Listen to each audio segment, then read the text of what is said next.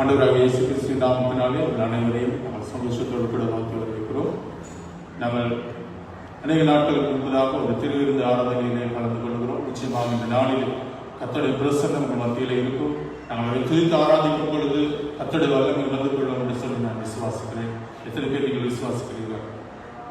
ஆமென். இந்த வேளையில் நாங்கள் கண்களை மூடி ஜெபம் பண்ணி எங்களை ஆண்டவருடைய சமூகத்தில் கொடுப்போம். கிருபை இரக்கம் நிறைந்த ஆண்டவரே சுவாமி, நன்மையான ஆராதனை வேலைக்காக நன்றி செலுத்துகிறோம். ஜீவனில் ஆண்டவரே, இந்த நாள் நீர் எங்களுக்காக ஆயத்தப்படுத்திக் கொடுத்த நாளாக இருக்கிறது சுவாமி. இந்த நாளிலே ஆண்டவரே, எத்தனை பேர் ஏக்கத்தோடும் வேதனையோடும் ஆண்டவரை கஷ்டத்தோடும் வந்திருக்காங்க நீ அறிந்த ஆண்டவராக இருக்கிறேன். ஆண்டவரே, அவர்களை விசாரிக்கிறான்படியாக கவலைகள் எல்லாம் அவர் மீது வைத்து விடுங்கள் என்று சொல்லி நம்மளோட வார்த்தை கூறுகிறது போல இந்த நாளிலே ஆண்டவரே சுவாமி, எங்களை விசாரிக்கிற ஆண்டவர், எங்களுடைய இருதயத்தின் ஆழத்தை அறிந்திருக்கிறது, உங்கள் பிரச்சனைகளை வேதனைகளை அறிந்திருக்கிற கர்த்தராக இருக்கிற சுவாமி. இந்த நாளிலே ஆண்டவரை எங்களை உங்களுடைய சமூகத்தில் ஒப்புக்கொடுத்து ஜெபிக்கிறோம். இந்த ஆராதனை வேலையானது அனைவரும் உமக்கு மகிமையான ஒரு ஆராதனையாக, ஒவ்வொருவருக்கும் ஒரு ஆசீர்வாதமான ஒரு ஆராதனையாக இருக்கும்படியாக ஜெபிக்கிறோம். சர்வ வல்லமையுள்ள தேவனே சுவாமி, நாங்கள் பாடும் பொழுதும் ஜெபிக்கும் பொழுது பரிசுத்த ஆவியானவரை உடைய பிரச்சனைகள் மத்தியில் இறங்குவதாக, உடைய வல்லமைகள் மத்தியில் இறங்குவதாக, நீர் அசைவாடுவதை உணரத்தக்கதாக எங்கள் ஒவ்வொருவருடைய சமூகத்தில் ஒப்புக் கொடுக்கிறோம். சகல துதிக்கான மகிமை நோக்கி இயேசுவின் நாமத்தினாலே ஜெபிக்கிறோம். ஆமென். நாங்கள் மகிழ்ச்சியோடு கூட எழுந்திருந்து சில பாடல்களை நாங்கள் பாடி இந்த நாங்கள் மகிமை செலுத்துவோம். திரையிலே போடப்படுகிற பாடல்களை நாங்கள் பாடுவோம். முதலாக நாங்கள் பாடுவோம், ஆனந்தமாய் நாமே ஆர்ப்பரிப்போம். இம்மட்டுமாக கர்த்தரை வழிநடத்தி எங்கள் ஒவ்வொருவருக்கும் கொடுத்த பலனுக்காக, பாதுகாப்பிற்காக, நாங்கள் மரண இருளின் பள்ளத்தாக்கிலே நடந்தாலும் தேவர் எங்களோடு கூட இருந்தார். அந்த நிச்சயத்தை உணர்ந்தவர்களாக நாங்கள் கரங்களை கட்டி பாடுவோம்.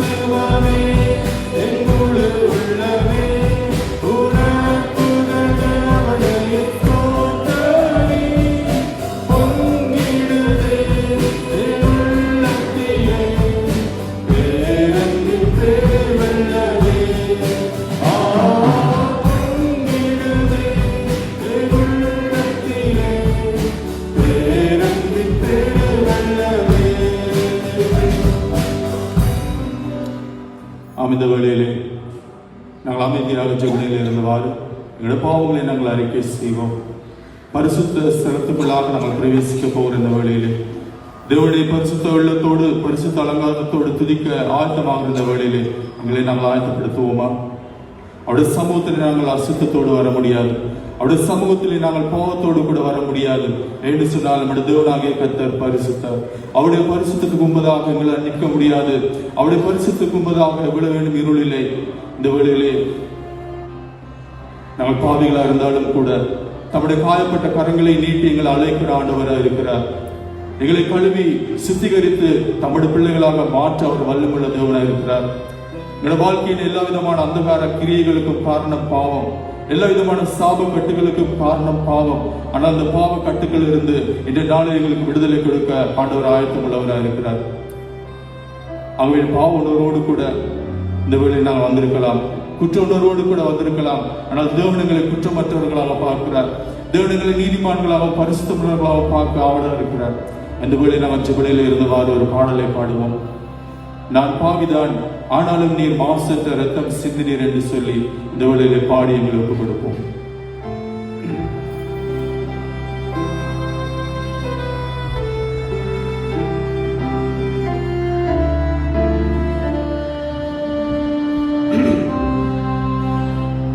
நான்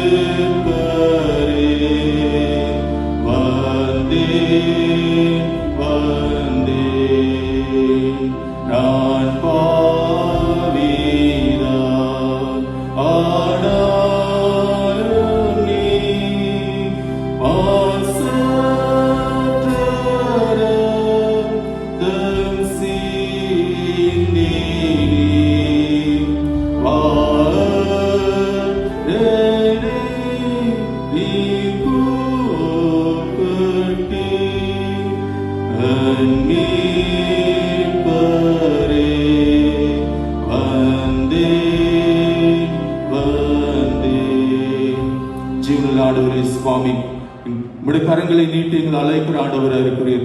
இந்த ஆராதனை வேளையிலே சுவாமி யார் யார் பாவத்தோடு கூட போராடி கொண்டிருக்கிறார்களோ ஒவ்வொரு ஆத்துமாக்களை அறிந்த ஆண்டவராக இருக்கிறீர் சுவாமி. ஜீவனுள்ள ஆண்டவரே, எங்களுடைய பாவங்களை எங்களால் விட்டுவிட முடியாவிட்டாலும் ஆண்டவரே உம்மால் முடியாத காரியமே எதுவும் இல்லை சுவாமி. நாங்கள் உம்முடைய சமூகத்தில் வரும் பொழுது மாத்திரமே எங்களை பரிசுத்தப்படுத்துகிற ஆண்டவராக இருக்கிறீர் சுவாமி. ஆண்டவர் உம்முடைய கிரியைகள் எங்களோட வாழ்க்கையில நடக்க வேண்டும் என்று சொன்னால் பரிசுத்தம் முக்கியம். அதை உணர்ந்தவர்களாக இந்த வேளையில வந்திருக்கிறோம் சுவாமி. உம்முடைய திரு இரத்தத்தின் வல்லமையினால எங்களை கழுவி ஆண்டவர் எங்களுடைய பாவ பாரங்கள், எங்களுடைய குற்ற உணர்வுகள், எங்களுக்குள்ள இருக்கிறதான இருள் யாவற்றையும் நீக்கி பரிசுத்த உள்ளத்தோடு துதித்து ஆராதிக்கத்தக்கதான சிந்தை எங்களுக்குள்ள வைக்கும்படியாக ஜெபிக்கிறோம் சுவாமி.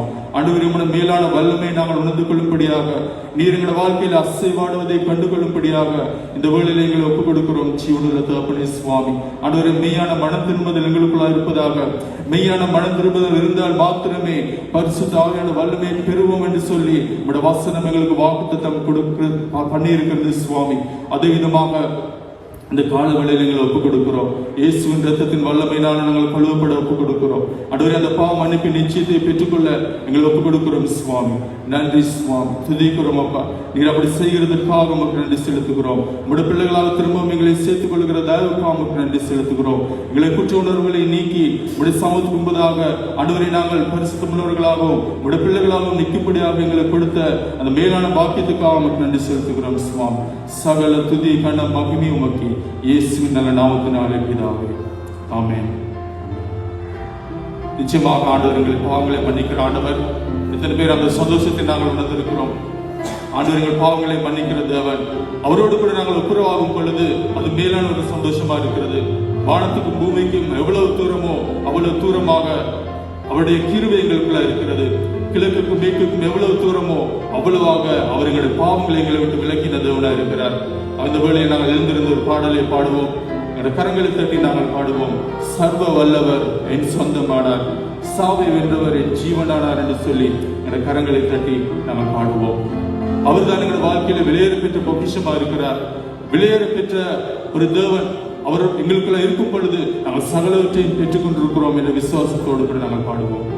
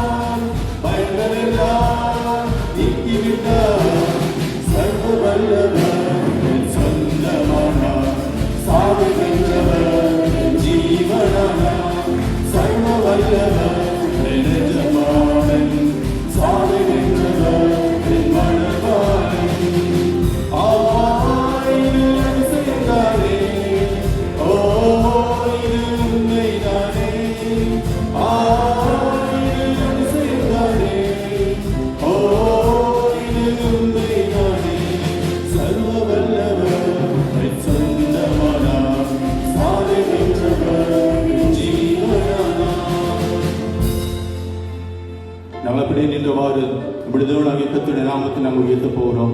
அவருடைய நாமம் பரிசுத்தம் உள்ளது. அவர் சேரக்கூடாத ஒளியிலே வாசமா இருக்கிற தேவன், அந்த மேலான தேவன் சீனாய் மலையில இருந்ததை நாங்கள் காணுகிறோம். அந்த சீனாய் மலைக்கு அருகிலே யாராலும் வர முடியாது என்று சொன்னால் நம்முடைய தேவனாகிய கர்த்தர் மிகவும் பரிசுத்தமுள்ள ஆண்டவராக இருந்தார். அவருடைய பரிசுத்துக்கு முன்பதாக நாங்கள் ஒவ்வொருவரும் இந்த கால வேளையிலே வந்திருக்கிறோம். அந்த தேவனுடைய பரிசுத்த ஸ்தலத்துக்குள் கடந்து வர முடியாதபடிக்கு ஜனங்கள் இருந்தார்கள். இன்றோ ஆண்டவராகிய இயேசுவின் இரத்தத்தின் வல்லமையினாலே ஆண்டவரோடு கூட அவர் எங்களை ஒப்புரவாக்கி இருக்கிறார். அந்த ஒப்புரவாக்குவதன் மூலமாக அவருடைய சமூகத்திலே வந்து அவருடைய பரிசுத்தத்தை தரிசிக்க அந்த மேலான பாக்கியத்தை அவர் எங்களுக்கு கொடுத்திருக்கிறார். இந்த வேளையிலே பரிசுத்த தேவனுக்கு நேராக எங்கள் கரங்களை உயர்த்தி நாங்கள் ஆண்டவரை துதிப்போமா. பரிசுத்த ஆவியானவர்கள் மத்தியில் அசைவாடுகிற தேவன், எந்த இடத்திலே நாங்கள் தேவனை துதிக்கிறோமோ அந்த இடத்திலே பரிசுத்த ஆவியானவர் அசைவாடுகிறவராக இருக்கிறார். எந்த இடத்திலே பரிசுத்த ஆவியான பிரசன்னம் இருக்கிறதோ அந்த இடத்திலே விடுதலை உண்டு, அந்த இடத்திலே வெளிச்சம் உண்டு, அந்த இடத்திலே சமாதானம் உண்டு. அந்த நிச்சயத்தோடு கூட இந்த வேளை நாங்கள் பாடுவோம். வாரும் தூய ஆவியே, பிரசன்னத்தை வாஞ்சிக்கிறோம் என்று சொல்லி நாங்கள் ஆண்டவருடைய சமூகத்திலே அவர் உயர்த்தி நாங்கள் பாடுவோம். வாரும் தூய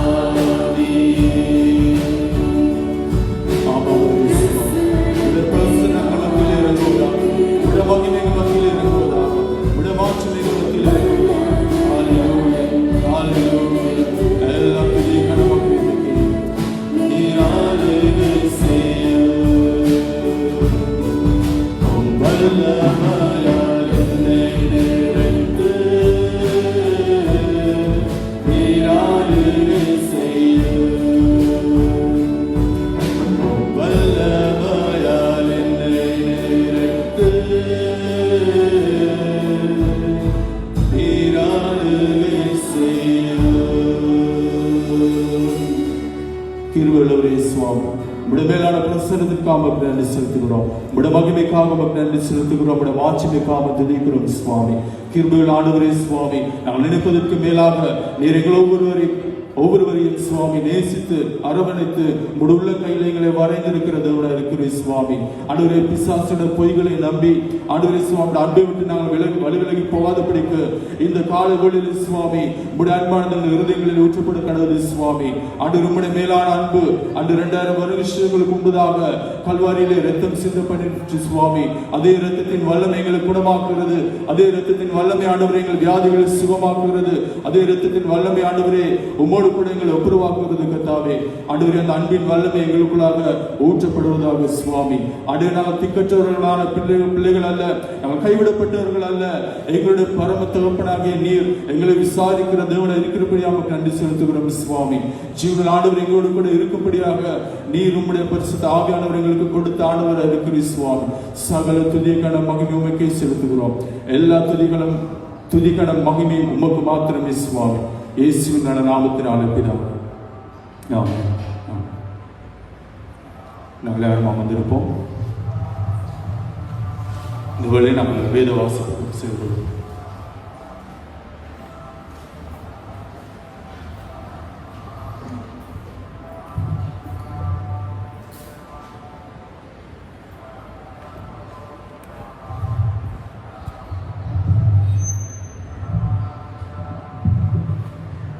வாசிக்க தெரிந்து கொள்ளப்பட்ட வேத பகுதி மார்க்கு எழுதின சுவிசேஷம் 4ஆம் அதிகாரம் 35ஆம் வசனம் தொடக்கம் 41ஆம் வசனம் வரை. புதிய ஏற்பாட்டு பக்கத்தில் 53ஆம் பக்கம். அன்று சாயங்காலத்தில் அவர் அவர்களை நோக்கி, அக்கரைக்கு போவோம் வாருங்கள் என்றார். அவர்கள் ஜனங்களை அனுப்பிவிட்டு அவர் படவில் இருந்தபடியே அவரை கொண்டு போனார்கள். வேறே படகுகளும் அவரோட கூட இருந்தது. அப்பொழுது பலத்த சுழல் காற்று உண்டாகி படகு நிரம்பத்தக்கதாக அலைகள் அதன் மேல் மோதிற்று. கப்பலின் பின்னணியத்தில் அவர் தலையணையை வைத்து நித்திரையாயிருந்தார். அவர்கள் அவரை எழுப்பி, போதகரே, நாங்கள் மடிந்து போகிறது, உமக்கு கவலை இல்லையா என்றார்கள். அவர் எழுந்து காற்றை அகற்றி கடலை பார்த்து, இறையாதே, அமைதலாயிரு என்றார். அப்பொழுது காற்று நின்று போய் மிகுந்த அமைதல் உண்டாயிற்று. அவர் அவர்களை நோக்கி, ஏன் இப்படி பயப்பட்டீர்கள்? ஏன் உங்களுக்கு விசுவாசம் இல்லாமல் போயிற்று என்றார்.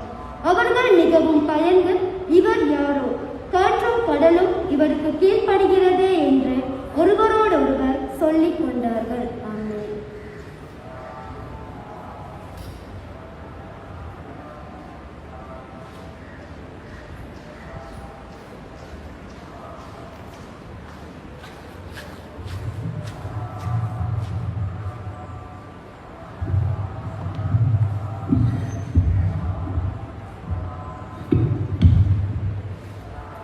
நாங்கள் ஜெபம் செய்வோம்.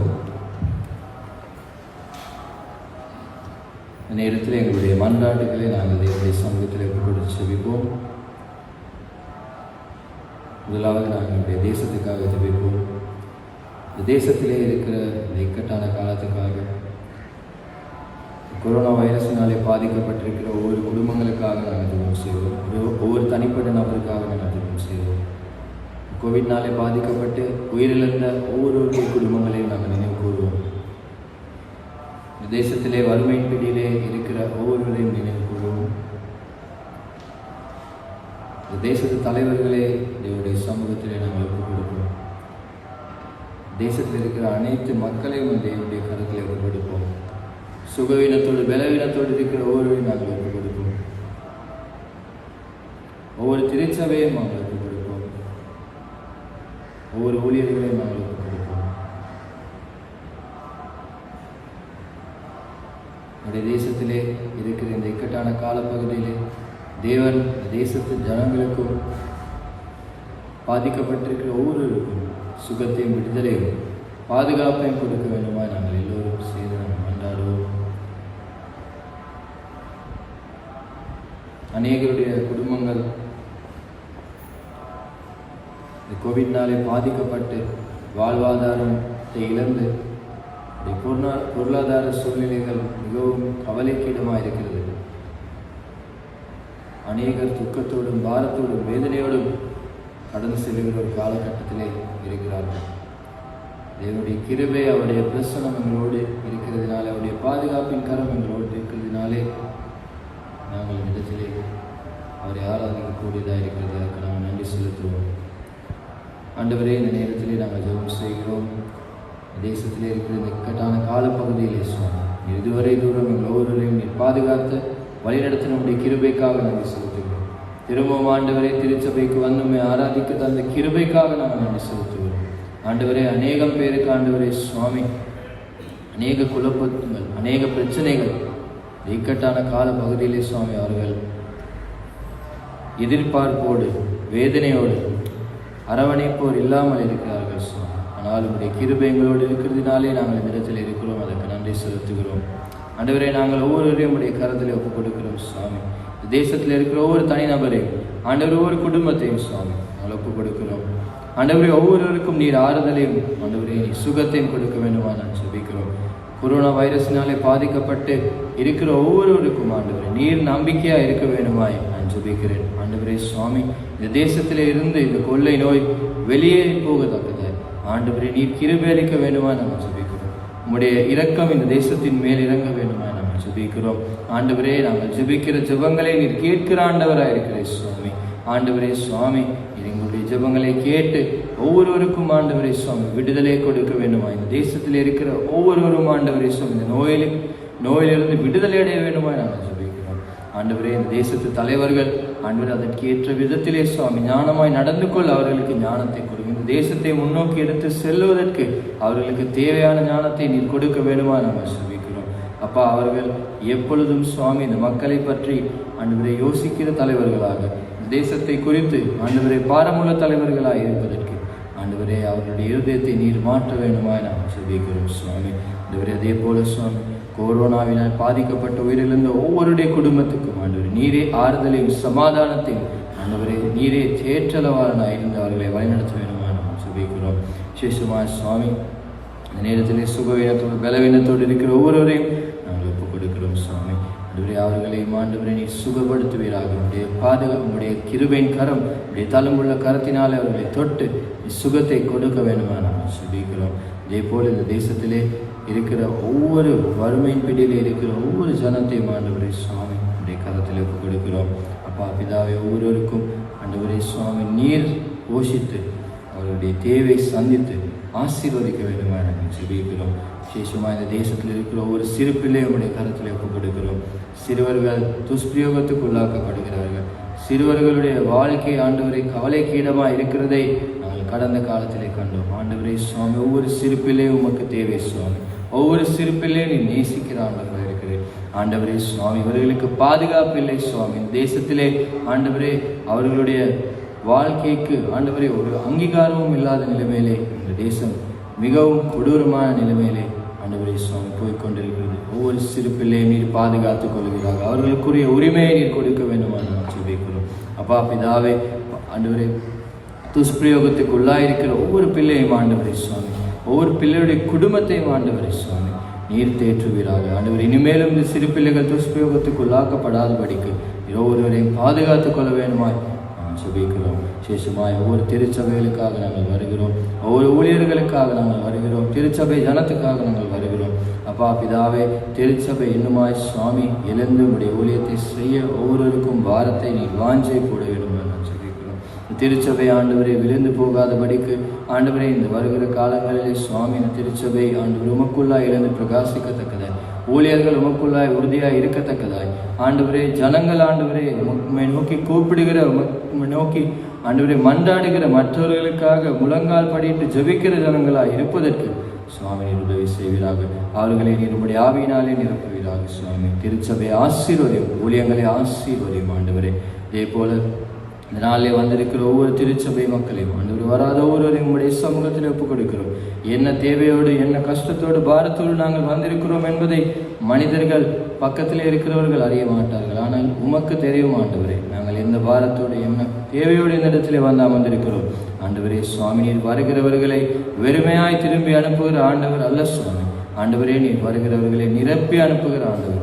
வந்த வண்ணமே போகாதபடிக்கு சுவாமி உடைய வார்த்தையினாலே அவர்களை தேற்றி போஷித்து இவர்களை ஆசீர்வதிக்க வேண்டும். உடைய பிரசன்னத்தினாலே நிரப்பி அனுப்ப வேண்டும். அவருடைய தேவைகளை நீ சந்தித்து அவர்களை ஆசீர்வதிக்க வேண்டும். நான் ஜெபிக்கிறோம் ஆண்டவரே. எல்லா விண்ணப்பத்தையும் சுவாமி நம்முடைய சமூகத்திலே நாங்கள் ஒப்புக் கொடுக்கிறோம். நம்முடைய சுபங்கள் யாவற்றையும் நீ கேட்டு மரத்திலிருந்து ஆமேன் என்று பதில் கொடுக்க வேண்டுமான்.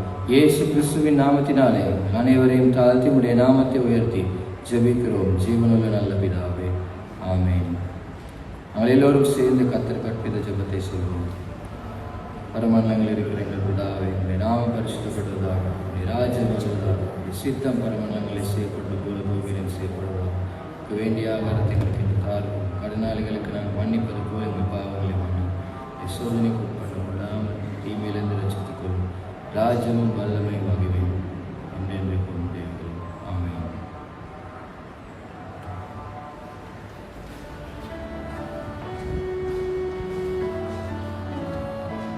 இந்த வேளையில் எங்களுடைய காணிக்கைகளை நாங்கள் ஒப்புக் கொடுக்கும் மூலமாக நாங்கள் திரையிலே போட படைப்பின் காரணம்.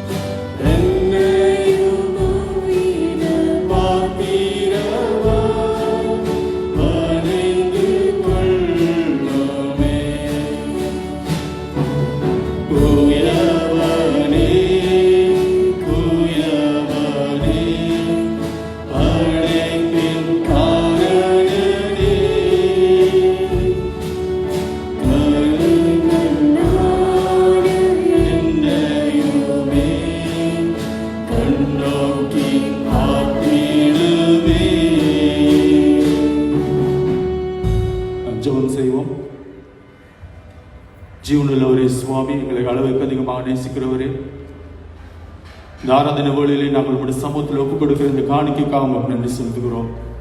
ஆண்டவரே, நீர் எங்களுக்கு கொடுக்கிற சகல ஆசீர்வாதங்களை நினைவு கூறுகிறோம் சுவாமி. எங்களுடைய வேலைகளை செய்வதற்கு நீர் கொடுக்கிற பலத்துக்காக ஞானத்திற்காக நன்றி செலுத்துகிறோம். நாங்கள் பெற்றுக்கொள்கிற சகல வருமானங்களுக்காகவும் ஆசீர்வாதங்களுக்காகவும் நன்றி செலுத்துகிறோம். ஜீவனில் ஆண்டவரே சுவாமி, கொடுங்கள் அப்பொழுது உங்களுக்கு கொடுக்கப்படும் என்று சொல்லி நீர் எங்களுக்கு வாக்குத்தத்தம் கொடுத்தவன். முதலாவது ராஜ்யத்தை மழை நீதியை தேடுங்கள் என்று சொல்லி நீர் கூறின ஆண்டவராக இருக்கிறேன். ஆண்டவர் எங்களுடைய தாளந்துகளால் எங்களுடைய ஆசீர்வாதங்களினால் எங்களுக்கு இருக்கிற எல்லாவற்றிலும் நம்முடைய ராஜ்யத்தை இன்னுமாக கட்டத்தக்கதான சிந்தை எங்களுக்குள்ள வைக்கும்படியாக ஜெபிக்கிறோம் சுவாமி. ஆண்டவரே, இந்த இடத்துல இருக்கிற ஒவ்வொருடைய குடும்ப தேவைகள், தனிப்பட்ட தேவைகள் நம்முடைய சமத்தில் ஒப்புக் கொடுக்கிறேன். வியாதியோடும் கஷ்டத்தோடும் போராடி கொண்டிருக்கிற ஒவ்வொருவருக்காக ஜெபிக்கிறேன் சுவாமி. ஆண்டவரே, இந்த கொரோனா வைரஸின் தாக்குதல் எங்களுக்கு ஒரு சவாலாக இருந்தாலும் ஆண்டவரே, அது எங்களுடைய சரீரத்தை தாக்காதபடிக்கு இயேசுவின் ரத்தத்தின் வல்லமை எங்களோடு கூட இருக்கும்படியாக நாங்கள் ஜெபிக்கிறோம் சுவாமி. ஜீவனில் ஆண்டவரே, எந்த விதமான உபத்திரவங்கள், வியாதிகள், வருத்தங்கள் மத்தியிலும் கூட உம்முடைய கிருபையானது பேலன்ஸ் செய்கிறதா இருக்கிறது சுவாமி. அந்த மேலான கிருபைக்காக உங்களுக்கு நன்றி செலுத்துகிறேன். விசேஷமாக ஆண்டவரே, இந்த வியாதி நிமித்தமாக யார் யார் தனிப்பட்ட விதமாக செல்ஃப் குவாரண்டைனில் இருக்கிறார்கள் ஒவ்வொருவருக்காக ஜெபிக்கிறோம் சுவாமி. விசேஷமாக ஒரு சில போதகர்மார்களுக்காக ஆண்டவரே, உம்முடைய மேலான கிருபை அவர்கள் மத்தியில் இருப்பதாக, உம்முடைய பலன் அவர்களோடு கூட இருப்பதாக சுவாமி. ஆண்டவரை ஆராதிக்கிற உம்முடைய பிள்ளைகளோடு கூட உம்முடைய பாதுகாப்பு, உம்முடைய வழிநடத்தலும் கூட இருப்பதாக தொடர்ந்து வரும் நேரத்தை உம்முடைய சமூகத்தில் ஒப்புக் கொடுக்கிறோம். கர்த்தர் தாமே ஆசீர்வதியும் பலப்படுத்தும் வழிநடத்தும் இயேசுவின் நாமத்தினாலே ஜெபிக்கிறோம் பிதாவே, ஆமென். சபையார் அமர்ந்திருங்கள். இந்த வேளையில் நாங்கள் வாரத்துக்குரிய அறிவித்தல்களுக்கு செல்கிறோம்.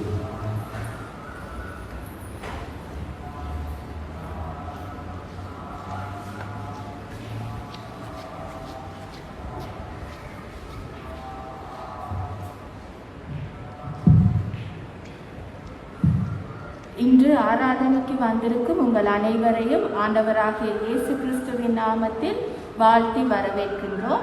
இன்றைய ஆராதனையானது திருவிருந்து ஆராதனையாக அனுசரிக்கப்படும். ஆராதனையிலும் ஆராதனை முடிவிலும் சபையார் சுகாதார நடைமுறைகளை பின்பற்றும்படி கேட்டுக்கொள்ளப்படுகின்றீர்கள். எங்கள் சபையைச் சேர்ந்த மனோன்மணி அவர்களின் தாயார் கடந்த வாரம் காலமானார். அவரது குடும்பத்தை ஜெபத்தில் தாங்குமாறு சபையார் கேட்டுக்கொள்ளப்படுகின்றீர்கள். பொரலை சுரேஷ் அவர்களின் தாயார் ஹாஸ்பிட்டலில் அனுமதிக்கப்பட்டுள்ளார். அவரையும் ஜெபத்தில் தாங்குமாறு சபையார் கேட்டுக்கொள்ளப்படுகின்றீர்கள். ஆகஸ்ட் 6ஆம் தேதி மாலை 6 மணிக்கு லோக்கல் ப்ரீச்சர்ஸ் மீட்டிங் கொல்பிட்டி ஆராதனையில் நடைபெறும். லோக்கல் ப்ரீச்சர்ஸ் அனைவரும் அதில் கலந்து கொள்ளும்படி வேண்டிக் கொள்ளப்படுகின்றீர்கள். இதுவே இவ்வாரத்திற்குரிய அறிவித்தல்கள். வருகின்ற ஞாயிறு ஆராதனை வழமை போல காலை 7 மணிக்கு இவ்வாலயத்தில் நடைபெறும்.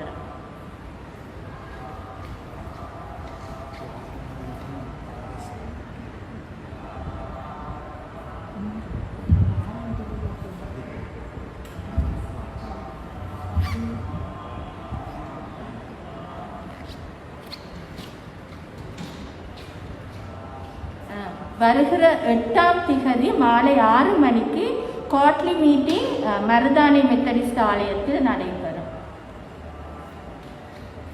நாம் தேவ செய்தி கூட ஆக்கணும் சொல்லுவோம்.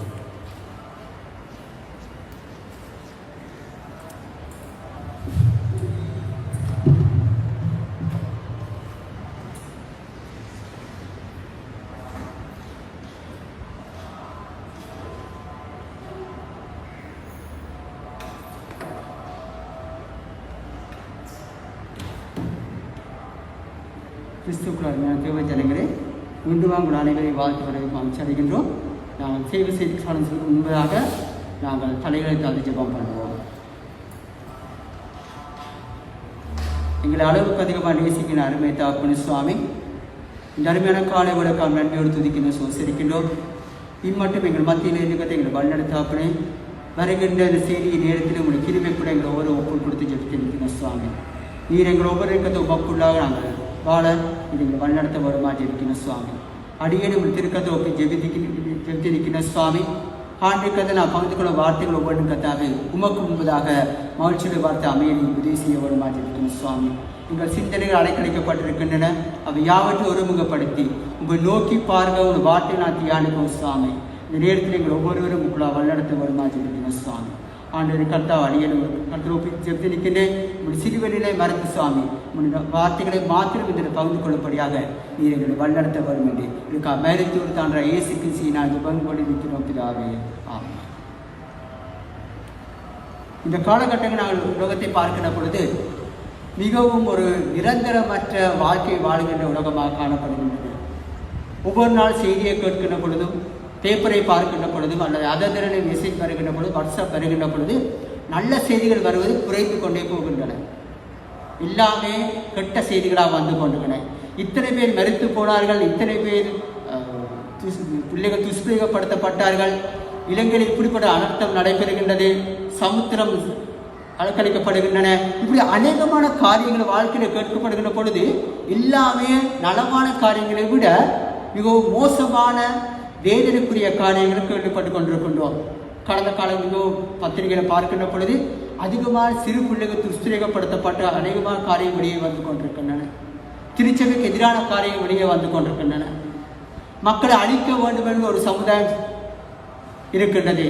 அதிலிருந்து நான் என்ன செய்வோம் என்று அங்கலாய்க்கின்ற ஒரு சமுதாயம் இருக்கின்றது. எங்களுக்கு பாதுகாப்பில்லை, எங்கு செல்வதற்கு தெரியாமல் இருக்கின்றோம். ஒரு காலத்தில் ஒரு பிரச்சனை இருக்குமா இருந்தால் நாங்கள் எல்லோரும் அந்த இடத்துல போயிருந்து அவரோடு கலந்து ஆலோசிக்கிற மக்களாக, அவருக்கு உதவி செய்கிற மக்களாக இருக்கணும். ஆனால் இப்போ கொரோனா என்ன செய்கின்றது? பிரச்சனை வருகின்ற மக்களுக்கு, பிரச்சனைக்குள்ள கடந்து செல்கின்ற மக்களை தனிமைப்படுத்தி அவர்களை தனிமையில் இருக்க வேண்டும் என்கிற ஒரு சூழ்நிலைக்குள்ளே கடந்து வந்திருக்கின்றோம். இப்படிப்பட்ட உலகத்தில் காணுகிற காரியங்கள் யாவுமே மனித சமுதாயத்துக்கு அல்லது மனித வாழ்க்கைக்கு எதிரான காரியங்களை பிறப்பிக்கின்ற சமுதாயமாக வாழ்ந்து கொண்டிருக்கின்றது. இந்த மாதிரியான நேரத்திலே நாம் வாசிக்கப்பட்ட வேத பகுதியாக எங்களுக்கு கற்றுக் கொடுக்கிற காரியம் என்ன? இக்கட்டான சூழ்நிலை மத்தியிலே வேதனைகள் வியாகுலங்களை சூழ்ந்திருக்கின்ற பொழுது, எங்கள் குடும்பங்களிலே மக்களை இழந்து போகின்ற பொழுது, எங்கள் குடும்பங்களுக்கு பிரச்சனைகள் வருகின்ற பொழுது தேவன் எங்களுக்கு கூறுகின்ற காரியம் என்ன என்பதை நாம் சற்று ஆராய்ந்து பார்ப்போம். இதற்கு தலைப்பாக அழைப்பும் விசுவாசமும் என்கிற தலைப்பை மத்தியில் கொடுக்க விரும்புகின்றேன். இங்கே வாசிக்கப்பட்ட வேத பகுதியின் மூலமாக அழைப்பும் விசுவாசம் என்கிற தலைப்பில் உங்கள் மத்தியில் பேச விரும்புகின்றேன். நாங்கள் பார்க்கிற சம்பவத்தை பார்க்கின்ற பொழுது அன்றைய இயேசு கிறிஸ்துவானவர் அதிகமாக செய்திகளை முடித்த பின்பதாக அவர் சொல்லுகின்றார், சீஷர்களை பார்த்து நாங்கள் அக்கறைக்கு போவோம் வாருங்கள் என்று சொல்லி ஒரு அழைப்பு விடுப்பதை காணுகின்றோம். இந்த கரையில் இருந்ததை காணும், இவ்வளவு நேரம் நான் செய்திகளை வழங்கிவிட்டேன், இப்பொழுது நான் அக்கறைக்கு போக வேண்டும் என்று சொல்லி சீஷர்களை அழைப்பதை நான் காணுகின்றோம். அழைத்து என்ன செய்கின்றார்? அவர் படகுகளை ஏறி அவர் படுத்து நிறுத்தனை கொடுக்கிற நாளைக்கு நிறைய களைப்பாக இருந்திருக்க கூடும். காலையில இருந்து பிரசங்கம் பண்ணி அதிக ஊமைகளை நாங்கள் பார்க்கணும். எல்லா ஊமைகளையும் கூறி மக்களை ஸ்திரப்படுத்திய பின்பதாக அவர் சொல்கின்றார், அக்கறைக்கு போவோம் பாருங்கள் சொல்லி. அந்த சந்தர்ப்பத்தில் களைப்பிழந்து படியினாலே அவர் கப்பலிலே அடித்தளத்திலே போய் அவர் தலையணை வைத்து நல்ல அணித்திருக்கின்றார். அம்மா இல்லை, வேலையை முடிச்சுதாப்பா, இன்றைக்கு காலையிலேருந்து பிரசங்கம் முடிச்சாச்சு, காலையில் ஆஃபீஸில் வேலையெல்லாம் முடிச்சுட்டு வந்துட்டேன், இன்றைக்கு நிம்மதியாக படுத்து நித்திரை கொள்ள வேண்டும்ங்கிற எங்களுக்கு வருகிற அந்த எண்ணத்தோடு நாளைக்கு கூட அந்த இயேசு கிறிஸ்து நித்திரை கொண்டிருக்க கூடும். அவர் எந்த விதமான கவலையும் இல்லாமல் அடித்தளத்திலே போய் அவர் நித்திரை கொள்கின்றார். நாளைக்கு சீஷர்களை பார்க்கிற போது சந்தோஷப்பட்டிருக்க கூடும். எங்கள் கடவுள் அழைத்தோம். அதுக்கு முதல் அதிகாரத்தை நாங்கள் பார்க்கிற போது அவர் படித்த சீஷரை அவர் அழைப்பதை காண்கின்றோம். நான் இயேசு கிறிஸ்து எங்களை அழைத்து விட்டார், எங்களுக்கு எந்த விதமான பிரச்சனையும் இல்லை, அவர் எங்களோடு வருகின்றார், எங்களோடு இருக்கின்றார் என்று சில மகிழ்ச்சியாக இருந்திருக்கக்கூடும்.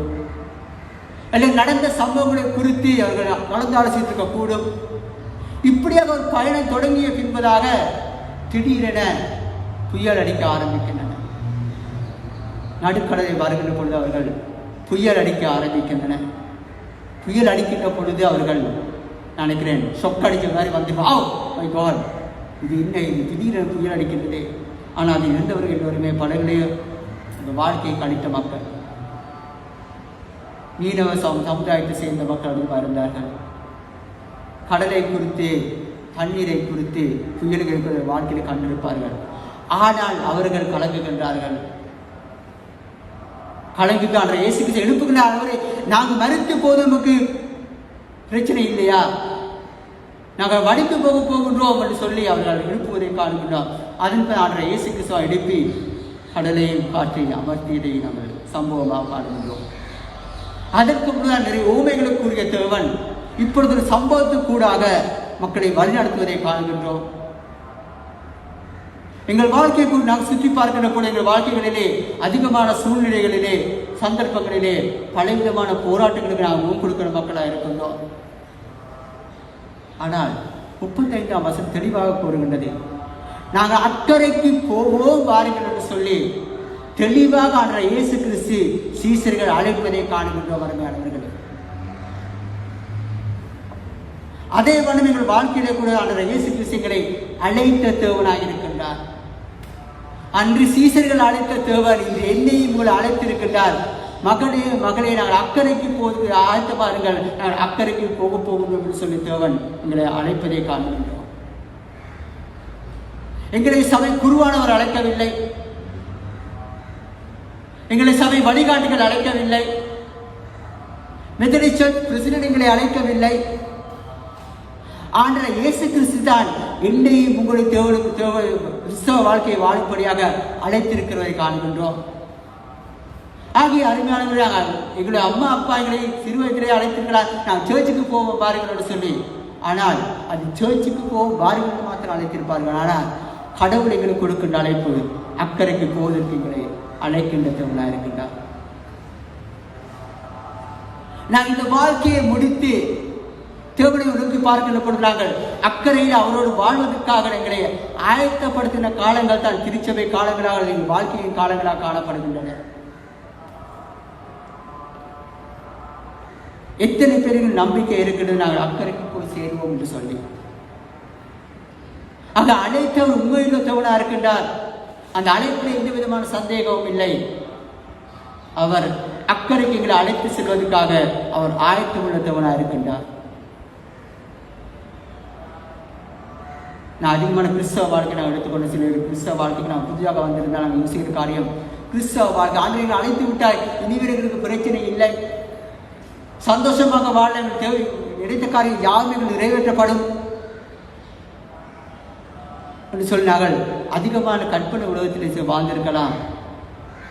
ஆனால் எங்கள் வாழ்க்கைகளிலே பிரச்சனைகள் புயல்கள் வருகின்ற பொழுது நாங்கள் என்ன செய்கின்ற மக்களாக இருக்கின்றோம்.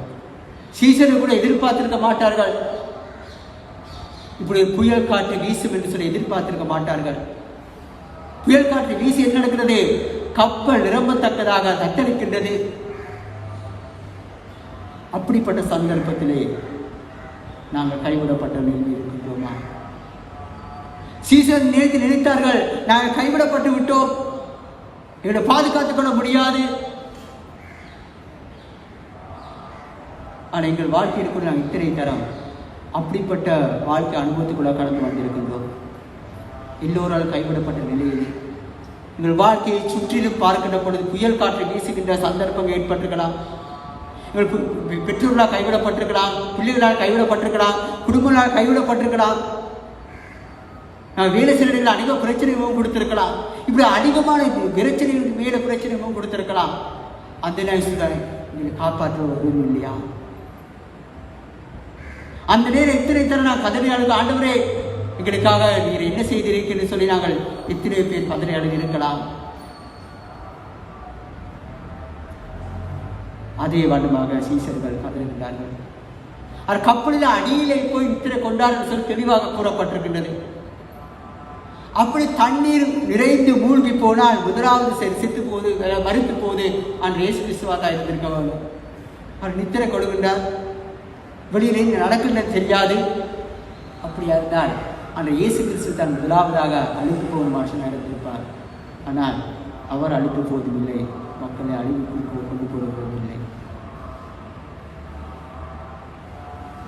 சீசர்கள் வேதனைப்படுகிறார்களே, நாங்கள் என்ன செய்ய, நாங்கள் மடிந்து போது நமக்கு பிரியமான காரியமா அல்லது உங்களுக்கு கவலை இல்லையா என்று சொல்லி கேட்கின்றார்கள். அருமையான தேவ ஜனமே, எங்கள் வாழ்க்கையை நாங்கள் எத்தனை தர ஆண்டு பெற்றிருக்கிறோம். ஆண்டவரே, இதை விட நாம் மறித்து போவது நலமான காரியம் அல்லவா? நாங்கள் இப்படியாக வேதனைப்படுகின்றோம். எங்கள் வாழ்க்கையில் இப்படிப்பட்ட பிரச்சனை ஏற்பட்டு கொண்டு இருக்கின்றதே, பிரச்சனைக்கு மேல் பிரச்சனை வந்து கொண்டிருக்கின்றதே. நான் உண்மை விசுவாசித்திருக்கின்றேனே, உங்கள் ஆலயத்துக்கு வருகின்றேனே, திருச்சபைக்கு வருகின்றேனே, அதிகமான காரியம் நான் செய்து கொண்டிருக்கின்றேனே, நான் இப்படி அழிந்து போது உங்கள் விருப்பமான காரியமா சொன்னாங்க. இத்தனை தரம் தேவனை பார்த்து அங்கலாய்க்கிற மக்களாக இருக்கின்றோம். கிறிஸ்தவ வாழ்க்கை என்பது பஞ்சுமித்தை வாழ்க்கை அல்ல என்பது தெளிவான காரியமாக இருக்கின்றது. கிறிஸ்தவராக வாழ்வது இலகுவான காரியம் அல்ல. கிறிஸ்தவர்கள் நாள்தோறும் நிமிஷத்தோறும் பிரச்சனை அதிகம். மற்றவர்களை விட பிரச்சனை வேதனை மத்தியில் கடன் செல்ல வேண்டிய மக்களாக இருக்கின்றோம். ஆனால் எங்களுக்கு இருக்க ஒரே நம்பிக்கை என்னோடு சொன்னால், அழைத்தவர் உண்மையில தேவனாக இருக்கின்றார். அந்த சராசரம் உருவாக்கிய தேவனைகள் அழைத்திருக்கின்றார். அந்த அழைப்புக்கு நாங்கள் பாத்திரமாக இருக்கின்ற பொழுது தேவன் நிச்சயமாக எங்களை வழிநடத்த ஆயத்தமுள்ள தேவனாக இருக்கின்றார். ஆக எங்களுக்கு வியாதிகள் வராது என்று இல்லை, பிரச்சனைகள் வராது என்று இல்லை. ஆனால் எல்லா பிரச்சனை மத்தியிலேயும் தேவனைகளை வழி நடத்த ஆயத்தமுள்ள தேவனாக இருக்கின்றார். அதைத்தான் நீங்கள் மத்தியில் வீராம தெளிவாக கூறுகிறது. கப்பலை பின்னணியத்தில் அவர் தலையறையை வைத்து நித்திரையாக இருந்தார். அவர்கள் அவரை எழுப்பி, போதரை நாங்கள் மடிந்து போகிறது, உமக்கு கவலை இல்லையா என்றார். நான் நித்திரை தலைமையை தேவனை பார்த்து கேட்டுக்கிறார். நான் மடிந்து போய் கவலை இல்லையா? உயிர் போகாமல் இருக்கலாம். குடும்பத்தில் இப்படி பிரச்சனை இருக்குது, உமக்கு எந்த விதமான கரிசனையும் இல்லையா ஆண்டவரே? ஏன் எனக்கு இந்த பிரச்சனை? ஆனால் அதை தொடர்ந்து சொல்கின்றார். அவர் எழுப்பி சொல்கின்றார். அவர் எழுந்து காற்றை அதட்டி கடலை பார்த்து, இறையாரே அமைதலா இரு என்றார். அப்பொழுது காற்று விட்டு போய் மிகுந்த அமைதல் உண்டாயிற்று என்று சொல்லி வேதாம தெளிவாக கூறுகிறார். அவர்கள் ஒரு வார்த்தையிலே கடல் அமைதியாயிற்று, இயற்கை தனித்தது. அந்த இடத்திலே மயான அமைதி ஏற்பட்டது என்று சொல்லி வேதாம தெளிவாக கூறுகிறார். கிறிஸ்துவ கருமையாளர்களே, தேவனிகள் வாழ்க்கையில் ஒரு வார்த்தை கூறினால் எல்லாம் அமைதியாக நின்றுட்டார், நிலை நின்றுட்டார். அவர் இயற்கையை மாத்திரம் அமைதிப்படுத்தவில்லை. அந்த நேரத்திலே சீசர்கள் மத்தியில் எழுந்த பயத்தை அமைதிப்படுத்தினார், பயத்தை நீக்கினார். நாங்கள் மறுத்து போகின்றோம் என்கிற அந்த அங்கலாய்ப்பிலிருந்து அவருக்கு விடுதலை கொடுத்தார். நாங்கள் அக்கறைக்கு போவோமா என்கிற சந்தேகத்திலிருந்து அவருக்கு விடுதலை கொடுத்தார். அவர் என்னோட குடும்பங்களை என்னன்னு யோசிச்சிருக்க கூடும். நான் நடித்து போனா என்னோட குடும்பத்துக்கு யார் பதில் சொல்லுவான்னு யோசிச்சிருக்க கூடும். நான் இப்பொழுது நான் இயேசு கிறிஸ்துவை ஏற்றுக்கொண்டு அவரோட சீசர்களாக வர ஆரம்பித்திருக்கிறோம். இந்நிலையத்தில் அழிந்து போனால் என்னோட வாழ்க்கை என்னவாகும் என்று சொல்லி சிந்தித்திருக்கலாம். அதிலே இருந்து அவருக்கு விடுதலை கொடுத்தார். அதே மனமான இயேசு கிறிஸ்துவானவர் உலகத்தில் இருக்கிற காரியங்களை அமைதிப்படுத்துவதை விட உள்ளத்திலே இருக்கின்ற கேள்விகளுக்கு சந்தேகத்துக்கு தேவனைகளை அமைதிப்படுத்த ஆயத்தமாக இருக்கின்றார். உள்ளத்தில் ஒரு அமைதியை தருகின்றார், சமாதானத்தை தருகின்றார். அது தேவனால் மாத்திரமே கூடிய காரியமாக இருக்கின்றது. எங்கள் வாழ்க்கையில் சமாதானம் சந்தோஷம் சொன்னால் என்ன?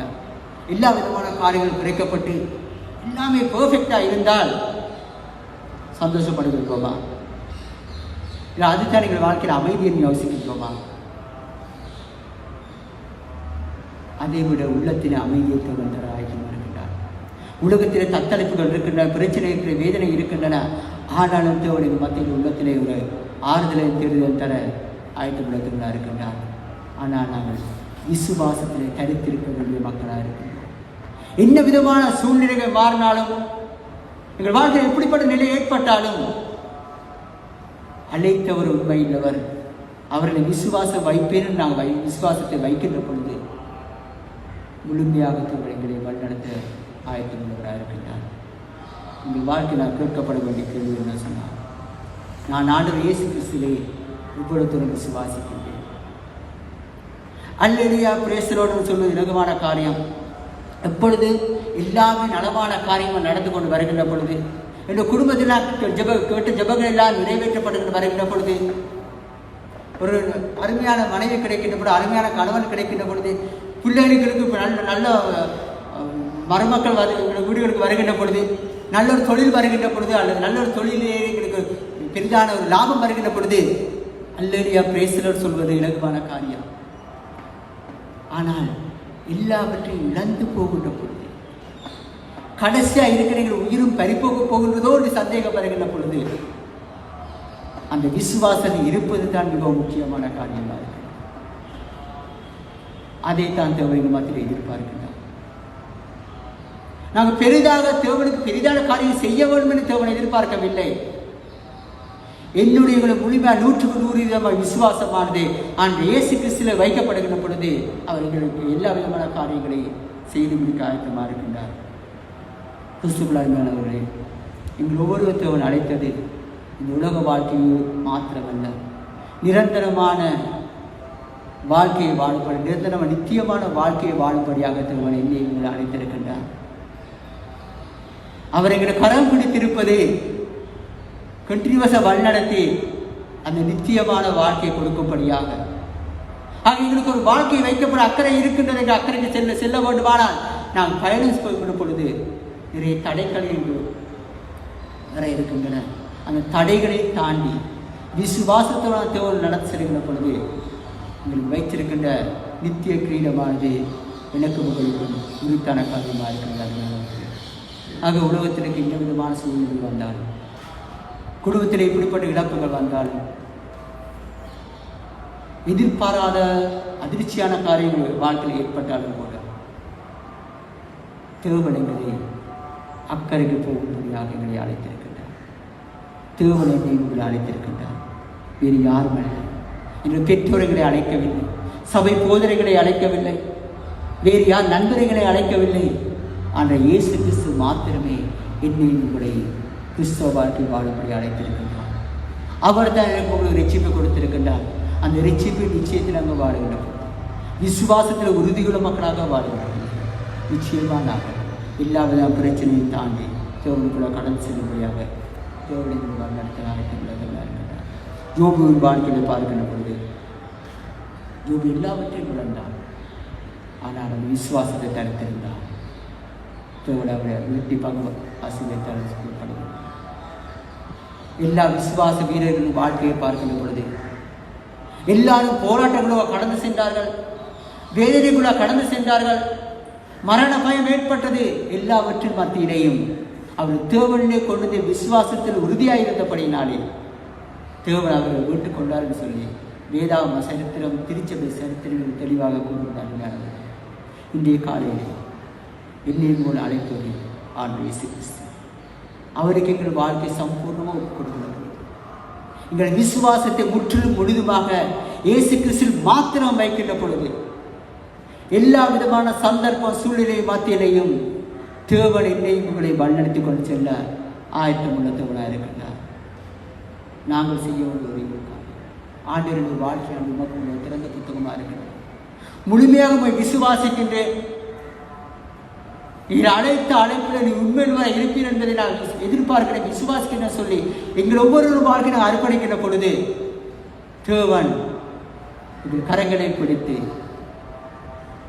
அக்கறைக்கு நடத்தி செல்ல இந்த வேலை காலை வேளையிலே என்னையும் உங்களுடைய தனிப்பட்ட ரீதியில் அழைக்கிறார். நானும் நீங்களும் தனிப்பட்ட மக்களாக தேவ அழைப்புக்கு பதில் சொல்ல வேண்டிய மக்களாக, குடும்பங்களாக அல்ல, திருச்சபையாக அல்ல, தேவன் என்னையும் உங்களை பெயர் சொல்லி அழைத்த தேவனாக இருக்கிறார். அந்த 12 சீஷர்களையும் விரும்பினவர்களெல்லாம் வாங்கன்னு சொல்லி கூப்பிடவில்லை. அதற்கு முதல் நாள் இரவிலே அவர் தேவனோடு சஞ்சரித்து அவர்களை தெரிந்து கொண்டார். அதே மனமான இயேசு கிறிஸ்துவானவர் என்னையும் உங்களை தனிப்பட்ட ரீதியிலே எங்களை தெரிந்து கொண்டிருக்கின்றார், என்னையும் உங்களை தனிப்பட்ட ரீதியிலே அழைத்திருக்கின்றார். ஆகிய அருமையாளர்களே, அந்த அழைப்பு எனக்குரிய அழைப்பு. அந்த அழைப்பு திருச்சபைக்கான அழைப்பு, அந்த அழைப்பு எனக்குரியது. அந்த அழைப்பை நாங்கள் பெற்றுக்கொண்டபடியினாலே நாங்கள் திருச்சபை மக்களாக இணைந்து செயல்பட ஆயத்தமுள்ள மக்களாக இருக்கின்றோம். ஆக இந்த காலை வேளையிலே இந்த இடத்தில் இருக்கிற ஒவ்வொருவருக்கும் தனிப்பட்ட ரீதியிலே தேவன் அழைப்பு கொடுத்திருக்கின்றார். அந்த அழைப்புக்கு நாங்கள் எப்படியாக பதில் சொல்ல போகின்றோம், எங்கள் விசுவாசத்தை முற்றுமுழும் தேவனை வைக்கப் போகின்றோம் என்பதை குறித்து நாங்கள் தீர்மானம் எடுக்க வேண்டிய பொறுப்பு எனக்கு இருக்கின்றது. ஆகிய கிறிஸ்துக்கள் அருமையானவர்களே, நாங்கள் இந்த காலை வேளை தீர்மானம் எடுப்போம். இந்த வாழ்க்கையில் இப்படிப்பட்ட சந்தர்ப்பம் சூழ்நிலை வந்தால் இப்படிப்பட்ட வேதனையும் வியாபனம் வந்தாலும் அதை நீர் அழைத்த அழைப்புக்கு பாத்திரமான இதுகளை எனக்கு உதவி செய்யும் என்று சொல்லி நான் விசுவாசம் உறுதிப்படுத்தும் சொல்லி ஜெபிக்கிற பொழுது ஆண்டவர் என்னை ஒரு நடத்த ஆயத்தமாக இருக்கிறார். அழைத்தாது நாங்கள் ஜெபம் பண்ணுவோம். ஒரு நிமிஷம் எங்களை ஆராய்ந்து பார்ப்போம். தேவன் கொடுத்த அழைப்பை நாங்கள் சீர்தூக்கி பார்ப்போம். தேவனை தனிப்பட்ட ரீதியில் அழைத்திருக்கின்றார். அதற்கு பதில் சொல்ல வேண்டியது என்னுடைய பொறுப்பாக இருக்கின்றது.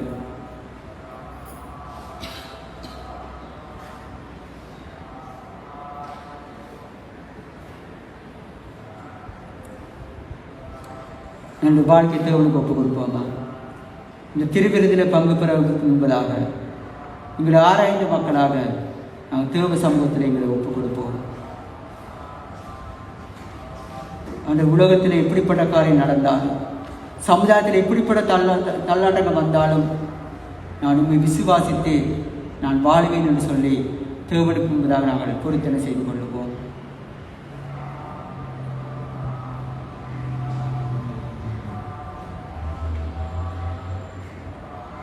அன்பின் தாப்பனே சுவாமி, இந்த காலை வழக்காக மீண்டும் நமக்கு நன்றியோடு துதிக்கணும் சோசரிக்கின்றோம். நீர் தொடர்ந்து எங்களை ஒவ்வொரு மக்களை வழிநடத்த வேண்டுமா ஜெபிக்கணும் சுவாமி. அழைத்த நீர் உண்மையுள்ளத்தவனாக இருக்கின்றேன். அந்த அழைப்புக்கு நான் பாத்திரவான்களாக எங்கள் முழுமையான விசுவாசம் உங்களை வைத்த மக்களாக, உங்களுடைய கரங்களை பற்றி பிடித்த மக்களாக சுவாமி உமக்குள்ளால் நடந்து சில எங்களை உதவி செய்ய வேண்டுமா ஜெபிக்கணும் சுவாமி. இந்த காலை வழியிலே யார் யார் தங்கள் தனிப்பட்ட வாழ்க்கையோ உமக்கு முன்பதாக கொடுத்தார்கள் சுவாமி, அவன் ஒவ்வொரு நீ பொருட்படுத்தல வருமா ஜெபிக்கணும் சுவாமி. ஆனால் போராட்டத்தோடு இருக்கிற மக்களை நீ பொருட்படுத்தல வருமா ஜெபிக்கணும் சுவாமி. தெளிவான தீர்மானத்தை எடுக்க நீ உதவி செய்ய வருமா ஜெபிக்கணும் சுவாமி. எங்கள் அன்பின் தாப்புன சுவாமி முற்று முழுதுமாய் எங்கள் ஒவ்வொருவருக்கு தமிழ் கரத்தோக்கு ஜெபிக்கணும்.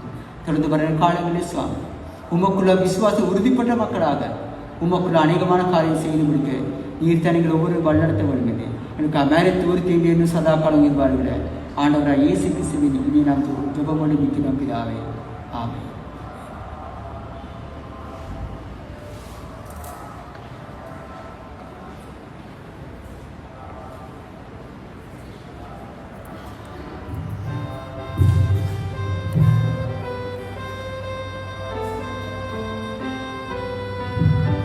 திருவிருந்துக்கு ஆரம்பமாக எழுந்திருந்து நாம் பாடுவோம். பலிப்பிடத்தில் என்னை பரனே படைக்கிறேனே இந்த வேளை பாடலை பாடி நாம் பரிசுத்த திருவிருந்துக்கு எங்களை ஆயத்தப்படுத்திக் கொள்வோம்.